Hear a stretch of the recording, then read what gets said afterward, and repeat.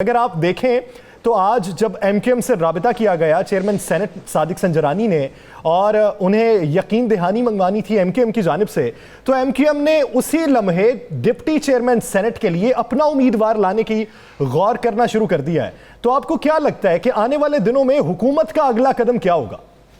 यासर, पहली बात तो यह है कि अभी चौधरी परवेज़ लाई या सुहेल भट्टी साहब दुरुस्त कह रहे हैं, इनके पास इन्फॉर्मेशन है, लेकिन अभी चौधरी परवेज़ लाई साहब ने बड़ा खुल डुल के लाहौर में जो ज़हराना दिया हुआ है उसमें उन्होंने कहा जी हम हर सूरत में मुकम्मल तौर पर इमरान खान साहब के साथ करें। अब उनके लोग क्यों नहीं पहुँचे, ये इसका जवाब उन्हें देना चाहिए। अगर मौजूद है इस्लामाबाद में और मौजूद होंगे, क्योंकि भट्टी साहब की इन्फॉर्मेशन गलत नहीं हो सकती, तो उन्हें पहुँचना चाहिए था।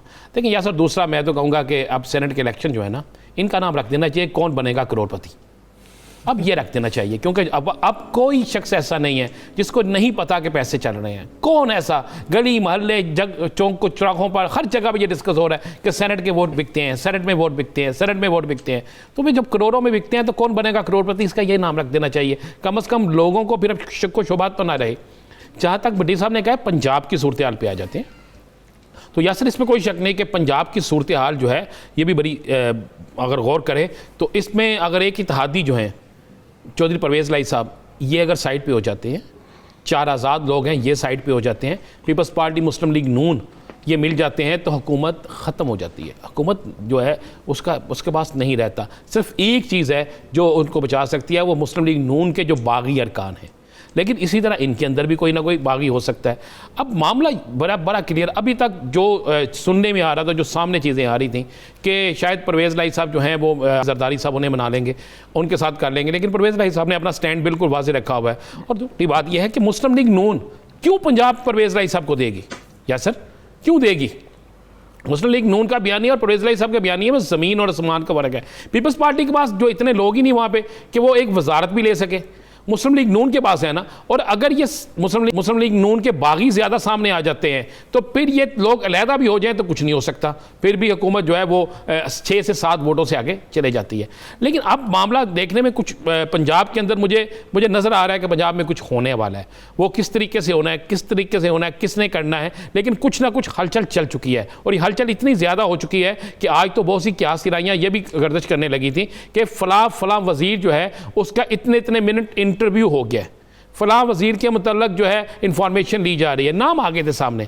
अब पंजाब के अंदर अगर हम अददी हैसियत देखें, अददी तादाद देखें, तो उस हिसाब से मेरे पास जो इंफॉर्मेशन है कि आसफ अली जरदारी साहब ने जो एक प्लान बनाया हुआ है, उनके फार्मूले के मुताबिक उनका फार्मूला ये है कि पंजाब तहरीक इंसाफ से ले लिया जाए तो तहरीक इंसाफ के ही किसी इत्तेहादी को आगे कर दिया जाए।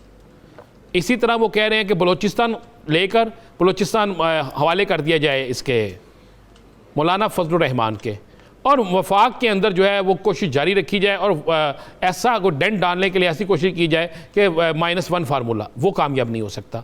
बाकी दोनों मनसूबे भी उनके कामयाब नहीं हो सकते। देखें चौधरी बरादरान मैं फिर कह रहा हूँ खड़े हैं, वो अभी तक तो खड़े हैं और हमेशा उनकी एक चीज़ है कि वो खड़े रहते हैं। अब मुस्लिम लीग नून के अंदर एक बड़ा ग्रुप ऐसा मौजूद है जिसे मरियम का ग्रुप आप कहते हैं, शहबाज शरीफ नहीं मैं कह रहा, जिसे मरियम का ग्रुप कहते हैं। मरियम का ग्रुप क्यों सपोर्ट किसी और को करेगा? मुस्लिम लीग पंजाब तो अपने लिए लेगी ना। अगर उनके पास पंजाब नहीं आता तो वह क्यों किसी के लिए हमायत करेगी? और फिर इसी तरीके से अगर चौधरी परवेज़ लाई का जिनका नाम लिया जा रहा है कि इन्होंने उनके साथ जाना है और उनको अगर वज़ीर आला नहीं बनाया जाता तो चौधरी क्यों जाएंगे? चौधरी इस वक्त एक बिल्कुल अपने साथ अपने इत्तेहादियों के साथ खड़े हैं, तमाम गिले शिकवों के बावजूद खड़े हैं, खड़े होकर वोट दिया है, आगे भी वोट देने की बात कर रहे हैं। आज भी उन्होंने लाहौर में जो ज़हराना दिया हुआ है बेहतरीन। क्या होगा विफाकी हुकूमत का? क्या हुकूमत के इस इकदाम से अपोजिशन घबराई हुई? अपोजिशन बहुत घबराई हुई है यासर, बहुत घबराई हुई है। मेरे पास जो इन्फॉर्मेशन है, मैंने एक अपोजिशन के अहम लीडर जो साबिक वज़ीर इत्तलात भी रहे, मेरी उनसे बात हुई तो उन्होंने कहा यार, ये लफ्ज़ मैं आपको बता रहा हूँ, उन्होंने कहा यार पागल जा है इन होवे असम्बलियाँ तोड़ दे। ये मैं आपको ये जिस तरह पंजाबी में उन्होंने मुझे लफ्ज़ कहा, मैं आपको यही बात बता रहा हूँ कि ये यहाँ तक अपोजिशन डरी हुई है कि ये ना हो कि कोई ऐसा काम हो जाए कि पता चले हमारे हाथ भी कुछ नहीं आया। तो ये तो बड़ी क्लियर सी चीज़ें हैं कि अपोजिशन को भी बहुत सी चीज़ों का खदशा है और इसी खदशे पे ही अपोजिशन जो है ये तकसीम भी होगी। आसफ अली जरदारी कभी नहीं चाहेंगे, जरदारी साहब, कि हुकूमतें इस तरह ख़त्म हो, कोई ऐसा मामला हो।